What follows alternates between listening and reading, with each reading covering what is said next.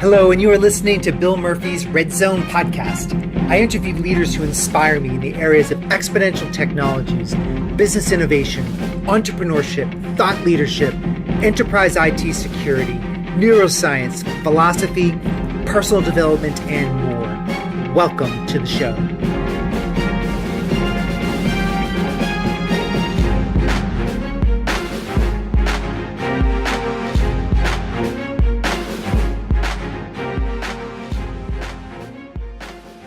Welcome back to the show, everyone. This is Bill Murphy, your host of the Red Zone podcast. I am thrilled to bring you today my conversation with Tim Crothers, who is a former senior writer at Sports Illustrated and who's currently a journalism professor and a freelance sports writer. He's the author of The Man Watching, who's the primary book we're talking about today, a biography of Anson Dorrance, the legendary coach of the University of North Carolina's women's soccer team, co-author of Hard Work, the autobiography of the UNC basketball coach Roy Williams, and the author of The Queen of Katwe, the story of a 16-year-old female chess champion from the slums of Kampala, Uganda. So in my conversation, I cover The Man Watching primarily, but I also go into The Queen of Katwe because that's just a fascinating story, and we really cover leadership. Tim is really fascinated with leadership and really dives into the coaching world as a sports writer, but I think that there's so much to learn from this interview, and I just love it personally because I have daughters that I have coached. I have girls' teams that I've coached in soccer, and we're constantly leading teams of women and men, and I just love that Anson Dorrance in particular has arguably created the most incredible sports dynasty in collegiate history, with 21 national championships under his belt, 21 ACC tournament victories, 21 ACC regular season victories. And it's just a stunning longevity. And in particular, the impact of leadership. We have different generation of people coming into the workforce today with millennials, and they're requiring a different leadership style. And it's really interesting to look at the coaching world and what they have to deal with from athletes from the 70s, 80s, 90s, 2000s, and today. And so what I like in particular is some of the stories that Tim shares. And in particular, I have a quick story to share myself.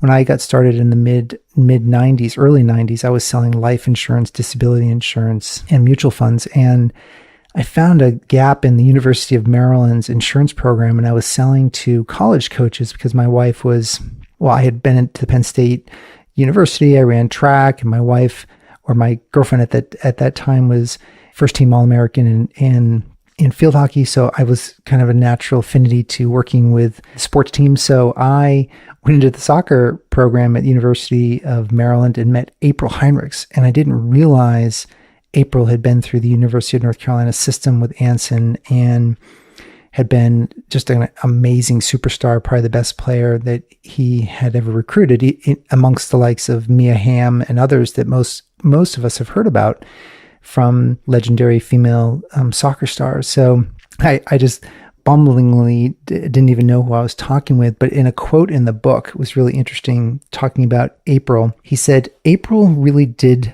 care about how the team got along. She understood that chemistry was important. She wanted to like her teammates, and more importantly, she wanted them to like her. But when April Heinrichs stepped onto the soccer field, all that getting along stuff seemed to vanish. The gift of fury consumed her. Chemistry be damned. When Heinrichs first showed up at UNC soccer practice, she had the talent and competitive fire to humiliate any of her teammates. And when that started happening, predictably, everyone did not get along." It was one of Anson Dorrance's favorite stories. And that's interesting because how many of you with your own teams, how do you treat, the star players that come in and when they potentially can disrupt the chemistry of your own teams?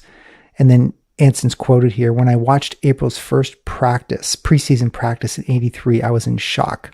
From the first minute, this woman was an absolute shark. She chewed everyone up. First, she carved up all the freshmen and let them know, this is my class. Then she carved up all the sophomores to let them know, listen, I know we're close in age, but you're no competition for me. And before she was done, she carved up the juniors and seniors.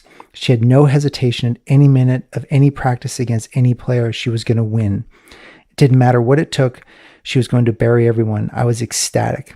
All of a sudden, one player after another one came to my office during that preseason and asked, "What are you going to do about April?" And I was thinking to myself, clone her. I asked them, "What do you want me to do? Convince her to transfer to Duke?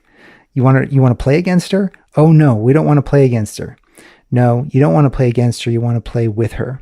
In fact, I want all of you to play just like her." So April was a player who ultimately didn't care what anyone thought of her. She knew the object of the game was to stuff the ball in the back of the net as many times as she could in a short amount of time possible. She was the best player I've ever seen. So Dorrance came to realize that Heinrich's story could be used as a model to protect each of the viscerally competitive players he recruited.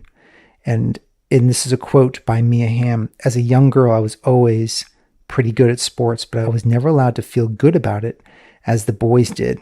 And this is Mia Hamm, National Player of the Year, and everybody knows her.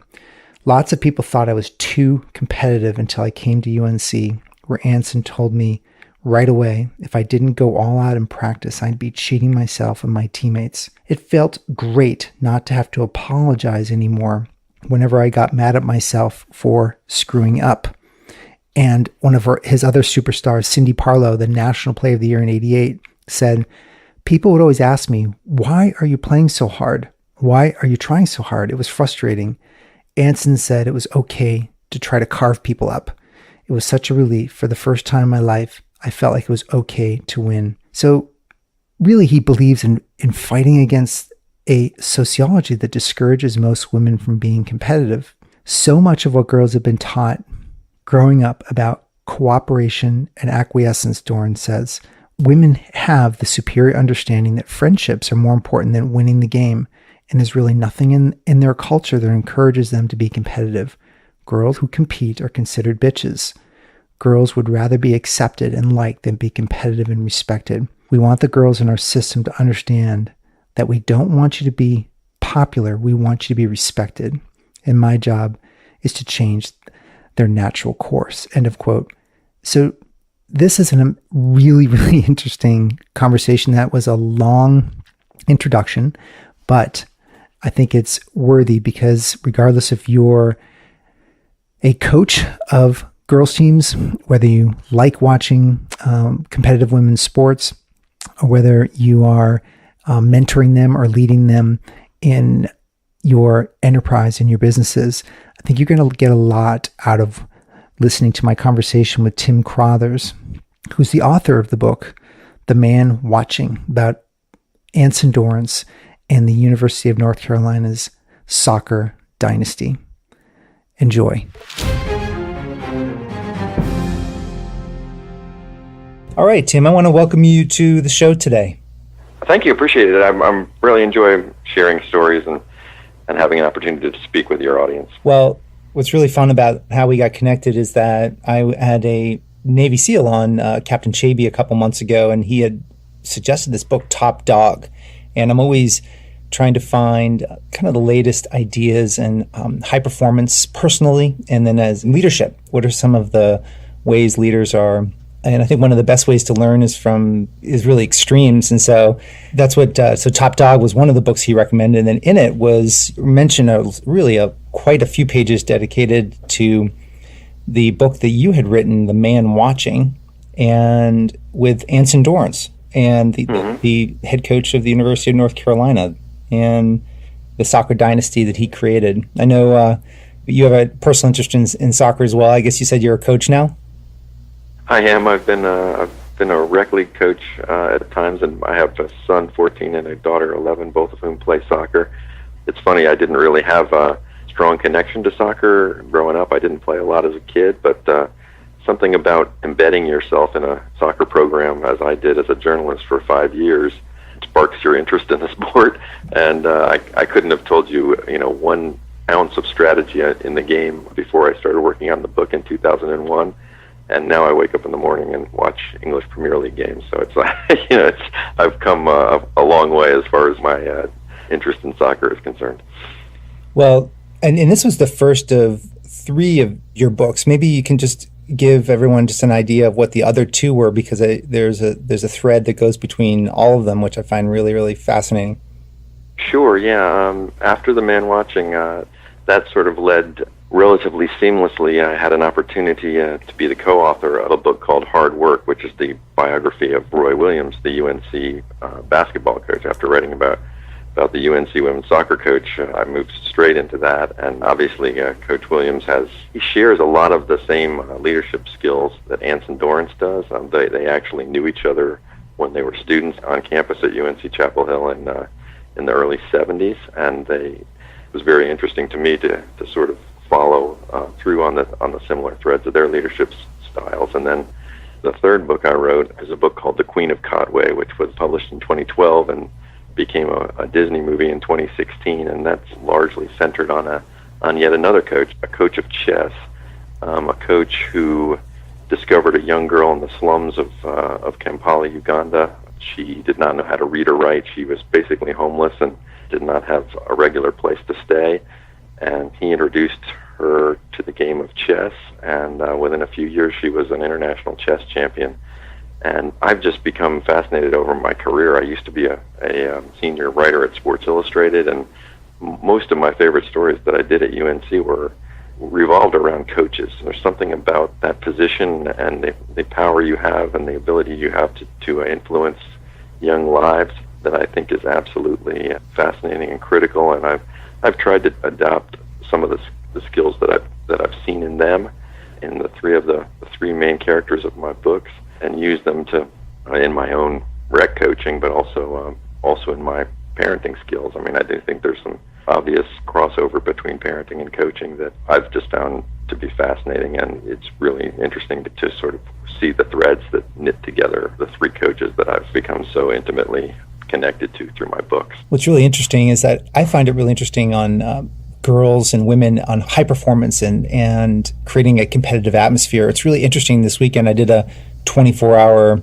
race in the mountains of West Virginia with a team of 8, and it was like, I couldn't believe how many people showed up. It was like 1,800 people, like 200 teams, and we had on our team, I hadn't met her, but it was a 15-year-old local girl. She's going into freshman year, and her mom and her came out as a part of the team of 8. Her mom just was there to support her daughter, but it was really interesting, because in the middle of the night you're sitting there waiting your turn, and so you just chat with people on your team, and so I was talking to her, and so why was she out there in this setting of competitiveness, because we're a bunch of adults trying to win. And so she was interesting. She said, I don't really have people that I can talk to about just beating the crap out of the runners. And listen to her talk, she's just got this spirit about her that she just wants to beat people. And she does it in such a way that it's very innocent, but she has this grit about her. And so I thought, gosh, that's really interesting. And that's on a running side, but I've seen it on the coaching side as well. It's almost like the girls they almost don't want to score too many goals. Oh, no question. No question. I mean, it's interesting that you've seen that, because that was the whole premise upon which, Anson Dorrance has built his dynasty.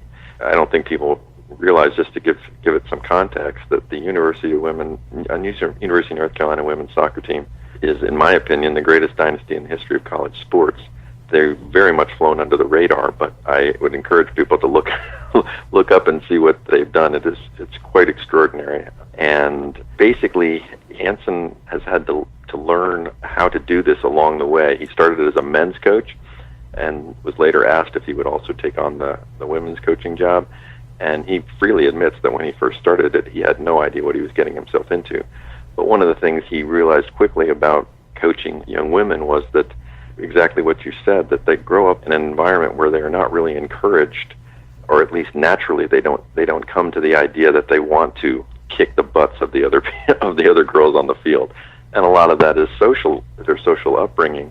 I know it's true because I told you I had an 11-year-old daughter, and when I ask her sometimes about, why she didn't go for that 50-50 ball, or why she didn't dive to try to score that goal, or try to, tackle some opponent, she'll say, well, I didn't really want to hurt her, and these are my friends. I don't really want them to be upset with me.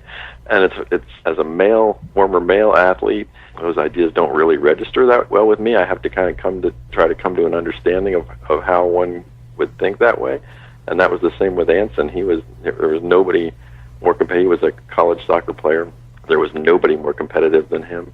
And he just didn't really get it when he started coaching women for the first time, that their attitudes weren't all naturally competitive.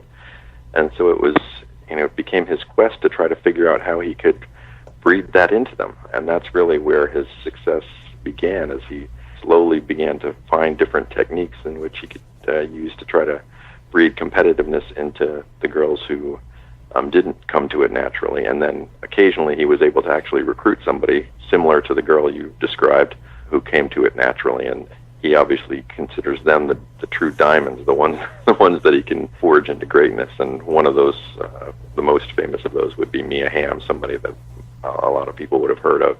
Mia Hamm came to UNC already full of that competitive fire, what Anson likes to call the gift of fury. And she already had that when she arrived here, but because those around her didn't necessarily have that same level of competitiveness, it was up to Anson to protect Mia and make sure that he could maintain that in her, and then hopefully use her to try to breed it into her teammates.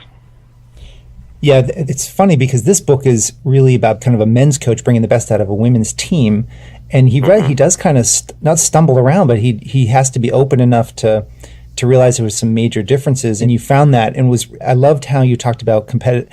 It's interesting. I went to a coaches convention up in Baltimore when it was local to my area for licensing and things. I've stopped coaching 2 years ago, but I wanted to try to be as best as I could because the girls were getting better and better on my team, and I wanted to keep pace. I mean, I went to the training session for the coaches, and the UNC was putting on a training session. This is well before I read your book or any of this, but they talked about how he kept track of stats, and they created this competitive environment of a competitive cauldron. And could you explain for everybody what a competitive cauldron is, and Sure. So what he was trying to do with the girls in these situations? Well, I think he determined, as we discussed, that because there wasn't necessarily a natural competitiveness amongst all of the women that he recruited, he had to figure out a way to motivate them that wouldn't be through him just watching them and yelling at them to try to be tougher, because he found that didn't work. And so what he did was kind of brilliant. He freely admits that he stole this idea from Dean Smith, the legendary basketball coach here at UNC, who he was quite close to. And then he began what was called the competitive cauldron. And basically it's a pretty simple idea. He created different elements of practice that the girls would compete over. And it could be anything from a one-on-one drill to a shooting drill to a tackling drill, whatever it might be. And what he did was he just kept statistics on every single thing that happened in practice. So you don't just do a drill for the sake of doing a drill and say, all right, I just got to get through 2 minutes of tackling. You knew that there was somebody watching that drill, and they were keeping track of every little, there was a point system for everything that was created. And then you'd arrive at practice the next day, and there would be a sheet of paper staring you in the face with where you ranked in that drill. So in each drill that occurred the day before. And so instead of having to motivate the girls through yelling or through some sort of more of a personal coaching personality thing, he was motivating them through their own performance and through the numbers. Some of the greatest players, these great players who would be recruited, they're used to being the best player on their high school team. They show up here at UNC, and all of a sudden they're number 24 in the tackling drill. And he found that is what drove them crazy. That is what drove them to want to be better players, rather than him. His talking was not necessarily that effective, but the idea that they would sort of see themselves in a position that's totally uncharacteristic for them, that they would be ranked so low in this drill, they would find a way to work their way up the rankings and almost in spite of themselves become more competitive. And that's sort of the basic idea behind the competitive cauldron. It's kind of funny because you and I have been in this situation where after the games you just want to talk to the team forever, and the reality is they're hearing like 2.5% of what you're saying, and they're and they're right. So it's interesting that almost the speaking is less important in creating an environment of success and really achievement than what it seemed like to me, at least from the book, the way you recounted, is that on the field then during game time, the game time is where he took the pressure off. So he had the practices pressure on. Is that true? And then on the game? Okay. Pretty much. I mean, there's a famous story early in his career when before he sort of realized that yelling and screaming and ranting and raving did not work very well for his women's team. He, as I said, he coached both teams at the same time, the men's team and the women's team. And he would often coach them in games back to back. And so he would spend the men's game ranting and raving on the sidelines and motivating his men through the force of his personality, and it generally worked reasonably well. And then early in his career, he had it back-to-back, and the second game was a women's game, and he found himself ranting and raving, and he wasn't really getting much reaction from his female players. And at one point, one of his players just literally stopped on the field. The game kept going, but she just stopped on the field, put her hands on her hips, looked over at Anson and said, "Anson, sit down, be quiet. This is your women's team. We'll take care of it." and so he's had this moment of just like sort of incredulity about, well, how do I react to that? And then he realized, you know what? She's right. And he just sat down, and the game went on, and they did just fine. And he didn't make another peep the rest of the game. And to watch him now, I mean, you can see that still in him. I mean, there's a few moments along the way where he just can't help himself, and he will stand up and say something to an individual player, but it's usually in a very sarcastic tone rather than an angry tone, because he's found that sarcasm has a tendency to be more effective than just straight anger. So he never yells at anybody in an angry fashion, but he has a very, very sarcastic wit, and he tends to get the most out of them just by using his sarcastic tone. Yeah, it's interesting that it's funny how parents can react. Someone can yell and be a yeller, but they're not yelling to take down a girl. They're just being directional with their voice versus you can just tell when a coach was more, not only do they have a loud voice, but they're degrading. And right. No, but then also he has the human part of it as well. Well, that's all human, but the part that he talks about with the emotional connection with the girls, I find is kind of where he also makes a break in your book. Mm-hmm. And that's right. I think this is an interesting leadership part as well. He somehow stumbles into this. Maybe you could explain the story of how he kind of bumps into that and how that has given sort of the ability to pull on both angles. He pulls on the super high competitive part, but then he has the kind of deeper humanity element too. Maybe you could talk about that a little bit. Yeah, he does. I think he realizes that unless you have created some sort of connection with them emotionally, that they're really less likely to want to buy into what it is you're saying. And I think the girls realize now from the start that he makes himself available all the time. I mean, there's no, they all realize that from moment one when they arrive on this campus that there's nobody who's going to be more willing to make time for them, whatever their issues are. I mean, basically, if you're sitting in his office with him and a player walks up, he kicks you out of his office and the player walks right in, and they take care, he takes care of whatever it is their concerns are, whatever it is they need to talk about, and it can be anything. I mean, it doesn't necessarily have to be soccer related. And I think he's understood that by building an emotional connection to them, he's more likely to be able to pull out that gift of fury.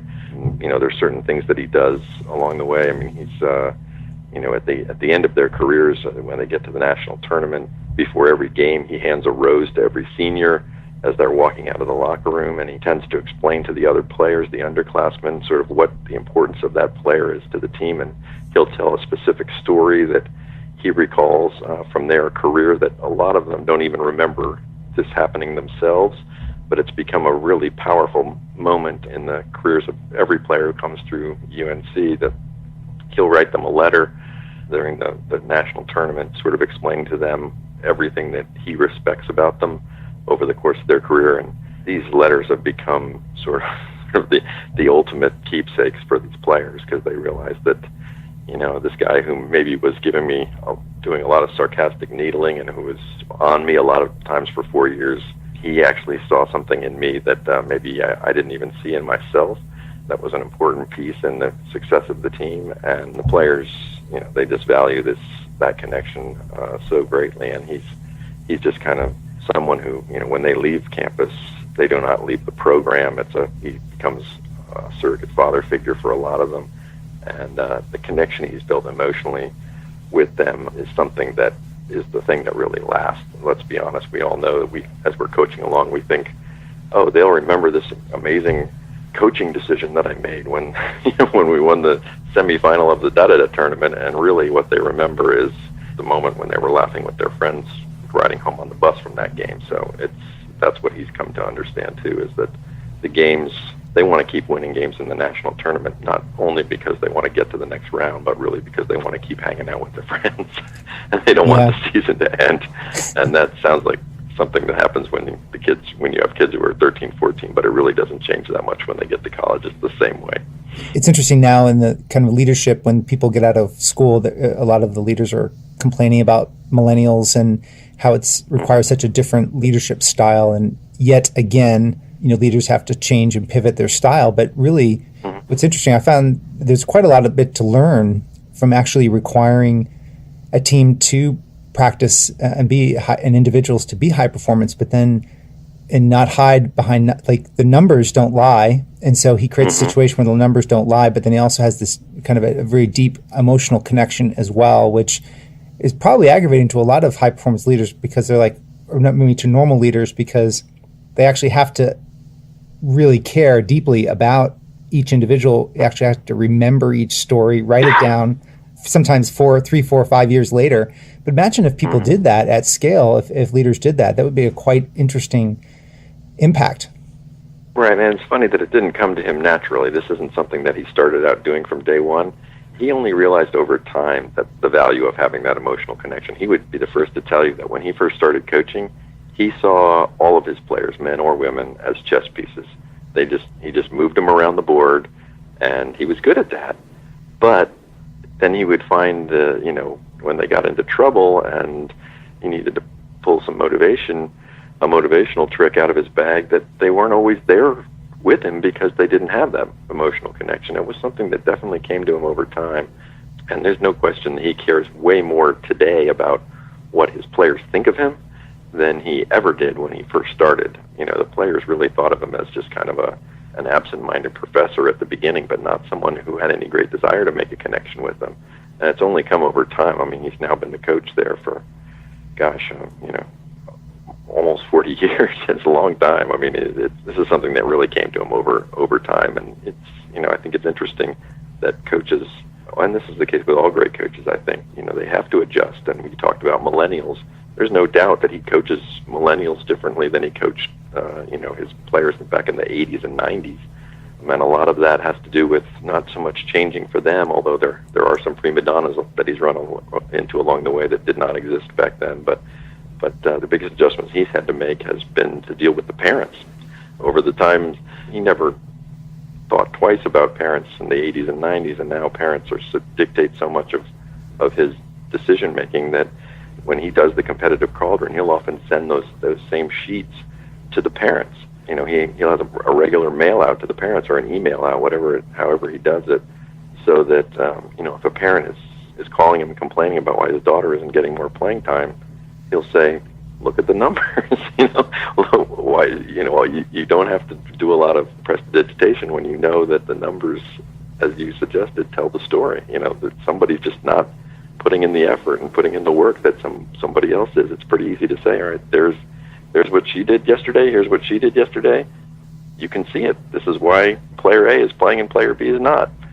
And it's what he's found over the years is it's pretty consistent to the production that you have on the field, the effort you're putting in practice. So it's hard to argue that, well, my daughter doesn't really practice well, but if you ever put her on the field, she'd be great. There's just no evidence to support that. Yeah, it's why do you think people are so reluctant, or so hard for them to deal with numbers and statistics? Do you think people struggle with that? Well, I think people who are low in the statistics struggle with that. I think that's pretty much what it comes down to is, and I'm not stat head by any means, and I don't think that every stat necessarily tells every story, but the beauty of the competitive cauldron is it is so dense that, there may be one stat that could be an outlier, but if you look at it across the board, you're going to be sort of overwhelmed by the evidence that suggests that that a certain player is, is earning their playing time, and that player generally is the one who's going out in the games and producing, and vice versa. Is that why you named the book "The Man Watching"?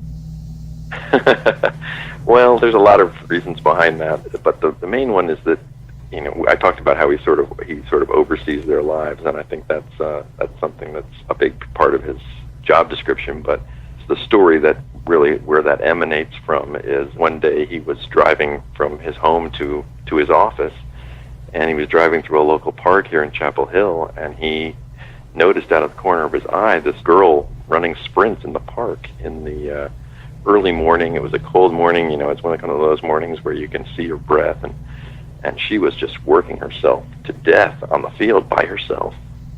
And he didn't know who it was, and he didn't really, he just admired what she was doing, so he pulled his car into the parking lot and kind of watched her to see who it was, and he suddenly realized that it was Mia Hamm, that she was out working on her own.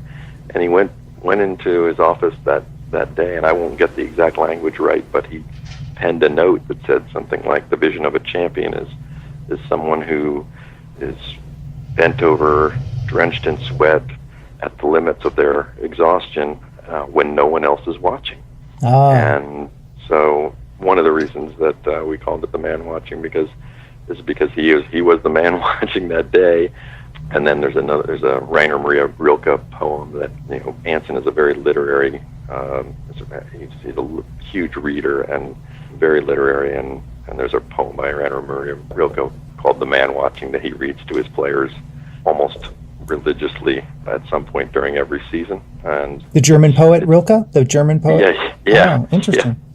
And he doesn't. Most of the time, the players just kind of like it's pretty tough for them to understand when he reads it to them. They only start getting it as they get older in their careers. But it's about slaying dragons, basically, and the players get it to some extent as freshmen and sophomores. They get it more as juniors and seniors. And the juniors and seniors generally look at the freshmen and sophomores when he reads the poem to them and says, "You'll get it someday.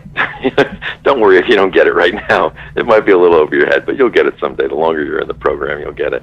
But yeah, that's where the title comes from. Oh, that's great. That's great, because there's you have a couple good quotes in there. One's Marianne Williamson. Our deepest fear is not that we are inadequate. Our deepest fear is that we are powerful beyond measure.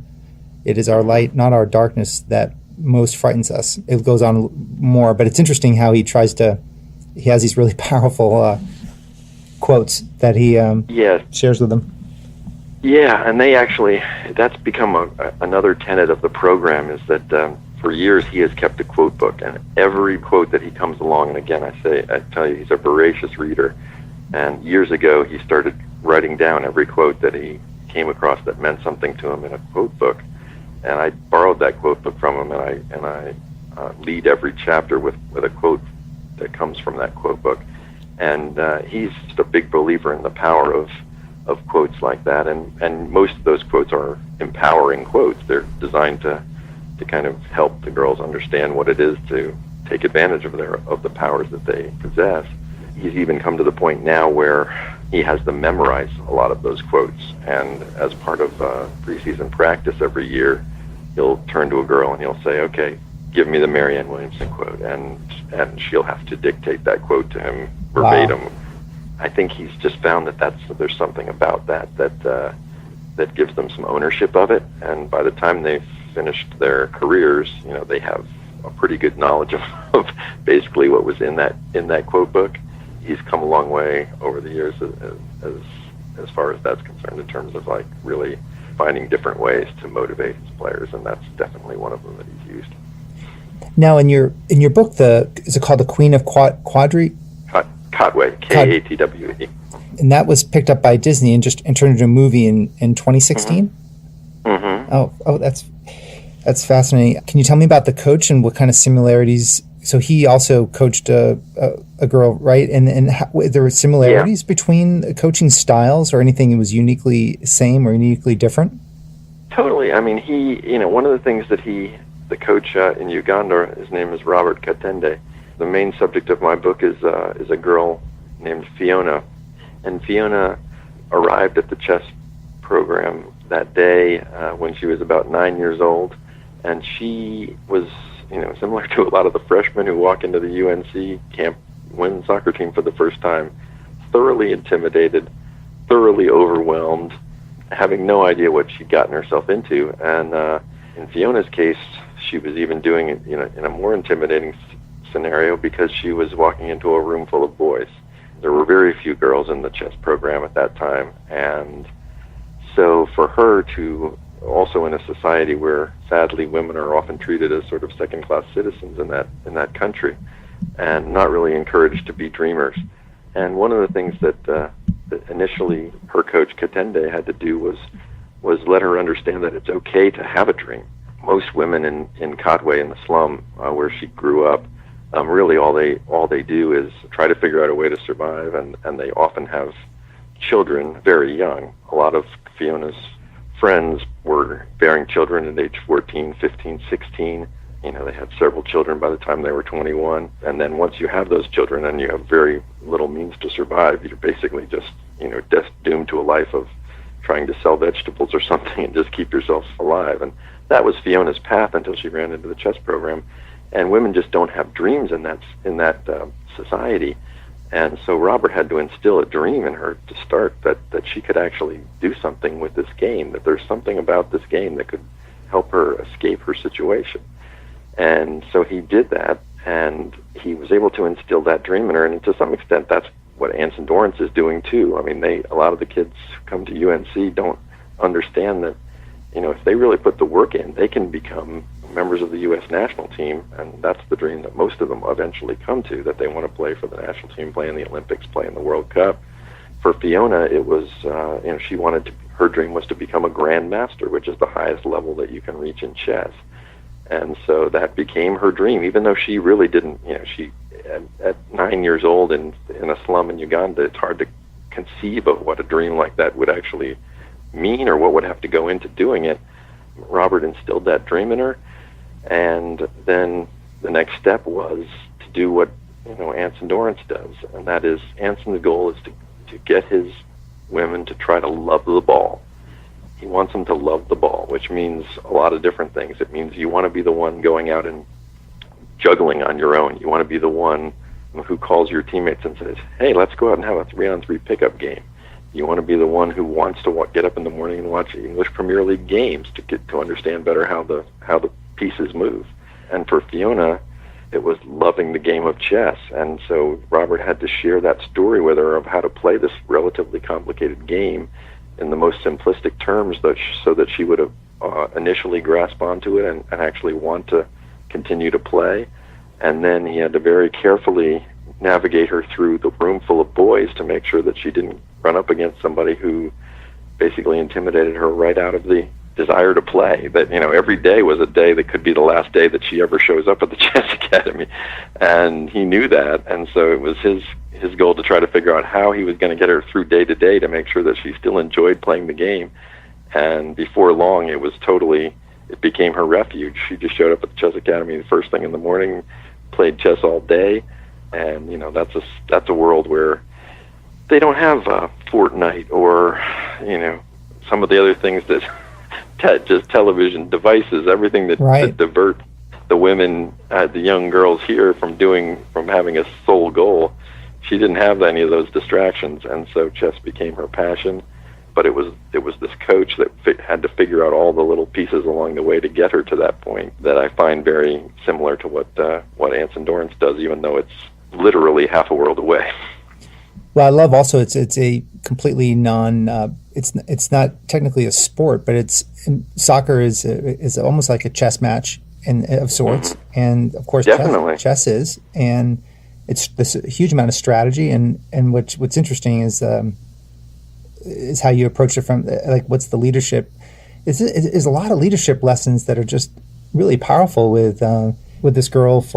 She was basically from observing you talk about it, there was a competitive cauldron perspective with being around all these boys, and at any moment she could not show up because she's frustrated, and then he has to navigate that. So there must have been some emotional connection he had to establish with her to kind of keep her coming. Right, it's true. Yeah, he did, and Fiona was fatherless, and so again, this is a situation where she was very open to the idea of having a male role model, somebody who could kind of take her by the hand and show her, how to navigate through her situation. But as you suggest, chess also has a great leadership element in terms of the fact that it's a game of survival through guile. And in her situation, the slum that she lives in, I mean, every day it's just a challenge just to get through the day. I mean, you have to know where the very dangerous places are. You have to know how to get around those dangerous places. And you have to be aggressive. You can't just sit back and try to play defense in the slum, because you won't get anywhere. There has to be a certain aggression, and that's the same way it is with chess. I've become kind of like with soccer. I've gone from being pretty much just a recreational player who didn't understand the game to somebody who now is, I run a chess club. Do you really? Wow. Yeah. And I'm still not a great player, but I understand the game so much better now, and understand that while I used to think, well, I'll just sit back and wait for somebody to make a mistake and then try to take advantage of it. Now I understand that it's all about being aggressive. You've got to put pressure on the other player with every single move, or tables will turn, and all of a sudden you will be playing defense. And in Kotway, where she grew up, that's the sort of style you have to live by in order to survive. And so it was sort of bred into her, to the point that she would take it outside the chess academy and understand that that's the way she had to live her life if she was going to be successful. And she's gone from, when I met her in 2010, she was starving, essentially homeless, and now in 2018 she's an American college student. So it's that's amazing. She's come a long way. Now, and that's all mostly due to her coach. And so she's in an American university now. Yeah. Wow. Mm-hmm. Now, the gift of fury, I know you've mentioned that a couple times. Is there a similarity between both stories, where maybe you could just share with my audience what that means, the gift of fury, and then if there is any connection, even with your other book as well, with Roy Williams, was that piece at all significant with the gift of fury? Sure. Yeah, the gift of fury, if I hadn't named my book The Man Watching, I probably would have named it The Gift of Fury, because it comes up so often in the discussion of UNC women's soccer. And it actually it emanates from a day that Anson Dorrance was watching the movie The Great Santini.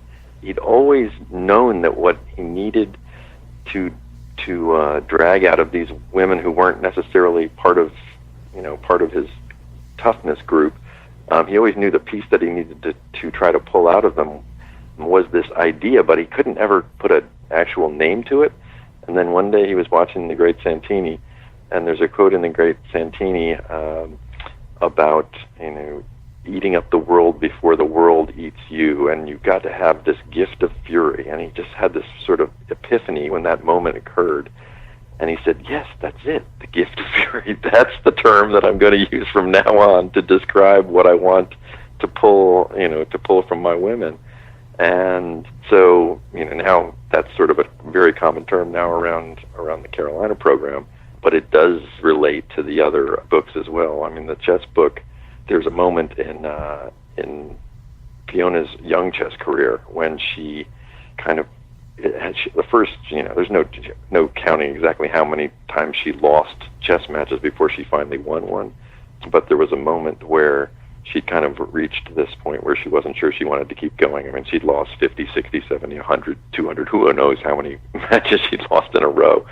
And her coach came up to her and said, she was getting ready to resign in a game, and her coach, one of his tenets is you never resign in a game of chess, meaning you never give up until you're actually checkmated. And he said, Fiona, you do not resign. I will never allow you to resign. You will play out every match until, there's no possible way that you can win, that you're checkmated. And that was the gift of fury moment for her, because she didn't give up, even though it didn't look like her position was very good. And she eventually kept fighting back, and eventually she won that match. It was the first match that she'd ever won. And all of a sudden, and it was against a boy, and nobody in the chess academy could believe that she'd actually done it.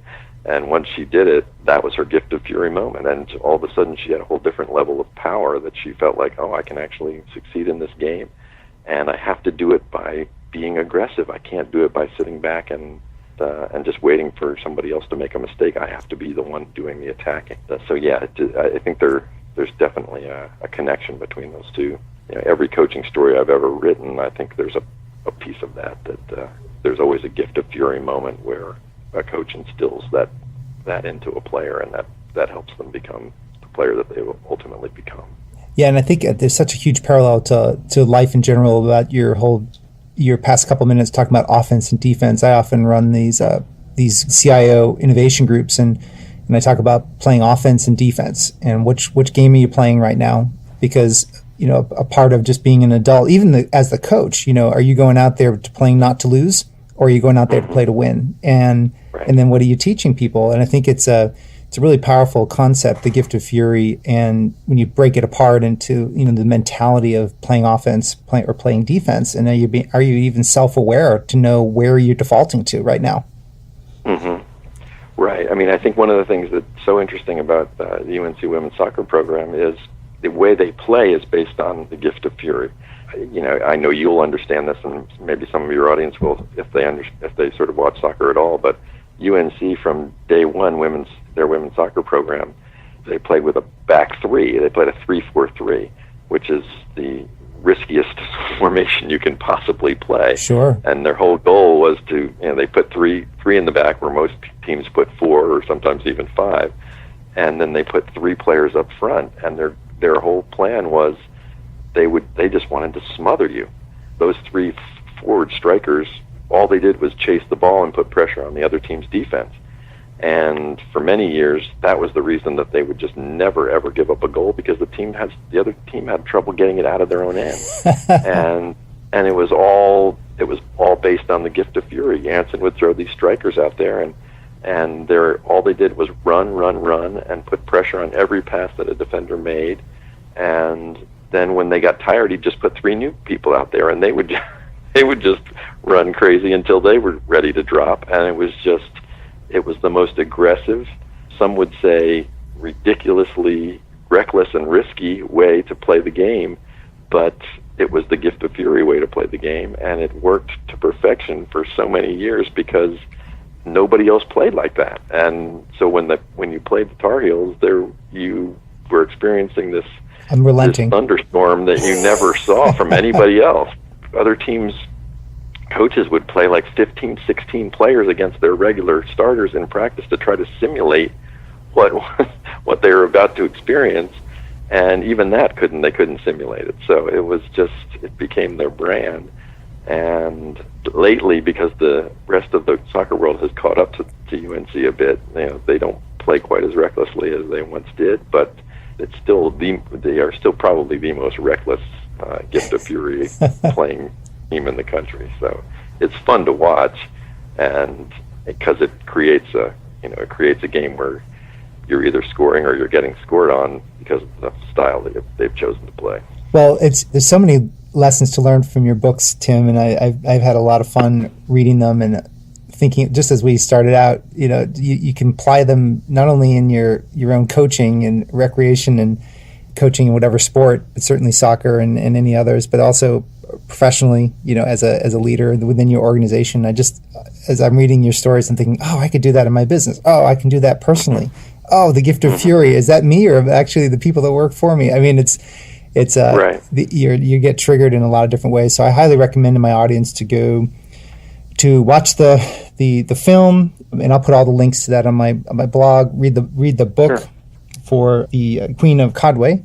And, Yep, and The Man Watching. And we didn't talk as much about the Roy Williams book, but we'll maybe hit that next time. Is there any final thoughts that you had before we wrap up, or things that you think could be interesting to my audience that you want to end with? Well, I guess the thing that I find myself when I do speak in a situation like this, I always find myself having people come up to me afterwards in talks and say, well, I'm a coach of a 12-year-old team, and I read your book, and we tried to put the gift of fury into my 12-year-old team, and they weren't ready for it. And the truth is that part of that, I think, gets back to what we were talking about before, is it's not as easy as just saying, okay, let's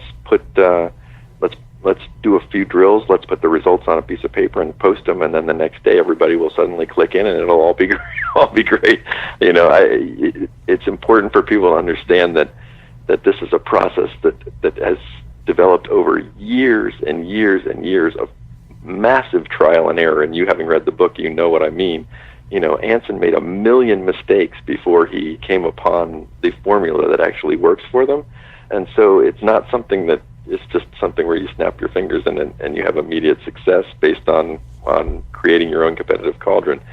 It is about the emotional connection initially that has to be made, and then it's about figuring out who can stand up to that gift of fury, who can be part of that gift of fury, who will thrive on that gift of fury, and who won't. And it doesn't work for everybody. And so he'll be the first to tell you that it's not just 11 soccer robots out there. It's everybody has to be handled in their own specific way. And I've watched him do it now for 20 years, and it's really magical to watch it happen. And I think it's just important for people to understand that even though we talk about this in very general terms, these are individuals, and they all have their own buttons that need to be pushed. And part of his genius has always been figuring out which buttons to push for which players. Yeah. And I think that's anybody who's ever coached knows that that's true, that you can't just push the same buttons for every player. And so part of being a leader is understanding that you're going to make 1 million mistakes, and part of being a leader is understanding that you can't lead everybody the same way. Yeah, I mean, that's what's so fascinating about your book is how the guys out there would be, oh, great stats. I'd love to just pound stats onto my team, and I'll get them to really, whether it's business or in the club team. But that's not where the brilliance came in, because he's got 24 stats, but stats are hard to keep. I mean, you got to have someone actually tracking. But I find it interesting, for those listening, what if there's two stats that are most important? Like in lacrosse, it's ground balls, so can you have a one-on-one drill and keep track of ground balls? Can you, in soccer, you're trying to get them to play 2-touch soccer, so the speed of play is important. So can you track 2 stats instead of 24? And can you make a competitive environment, within your business? I mean, there's different ways to make that happen but I love learning from extremes, because he did marry that with the emotion piece and connecting with people individually. And I think that's actually harder, is at scale to have probably 30 girls in the program at all times, right? I mean, even though there are 11 are on the field, he probably has to have 2 full teams plus backups. Sure. Yep. So there's a certain, 30 relationships. That's a lot of people to understand. Right. And also, you're not. Yeah. You can't treat the 25th player the way you're treating the first player. It's just, there's just no way. I mean, that 25th player is not going to get playing time. So what can you do to make her feel as if she's as valuable as the players who are out on the field? And that's a skill too. I mean, you have that in the business world as well. I mean, there are certain people who are driving your production, and there are other people who are grinding and they're behind the scenes, but they are just as important to your success as the people who are on the field. And somehow you have to make them feel like they're appreciated, even though he's got a lot of players who don't play a single minute in a season, but they're the ones grinding and making sure that the starters are ready to play at their best. That's a lot of personalities to be able to balance, and it's taken him years to figure out how to do that. And he'd tell you that he's still learning, and right now he's sitting in his office trying to figure out how to do his job better, even though he's created the greatest dynasty in the history of sports, and he'll never stop tinkering. He always feels like there's a better way to do it, and I respect the fact that he's never wants to settle and say, all right, I've got it, I've figured it out. He's always trying to add a new piece. So if my audience wants to get on your list for your next project, I'm sure you're working on a fascinating new project. Is there any way for anybody to sign up so they're on the mailing list? They can go to my website, Tim Crothers, TimCrothers, timcrothers.net, and that's generally where I try to keep things audience up to date on what I'm working on, and that's where you can find all my books and keep up with what I'm up to. Well, I appreciate you for sharing all of your powerful stories and the wisdom through writing your books. It's made a big impact with me and I'm sure with our listeners today. And I appreciate you for sharing that with my audience. It's my pleasure. I always enjoy sharing these stories, and I hope that they'll be helpful to somebody out there. That's the whole point of why I write my books. I hope that they reach out to somebody and help them and get them, make their life just a little bit better. That's that's why I do what I do. So I appreciate you giving me that voice to share with your audience. Well, thanks again, Tim, and it's a pleasure, and I can't wait to learning about your next project. Okay, appreciate it. Thanks very much. All right, bye-bye. So there you have it. This wraps another episode of Bill Murphy's Red Zone podcast. To get all the relevant show notes, please go to our blog at www.redzonetech.net/podcasts. Additionally, make sure you go to iTunes and leave your comments in iTunes about the show. This helps our show rankings enormously, and it helps support the show. Until next time, I appreciate you very much for listening. Thank you.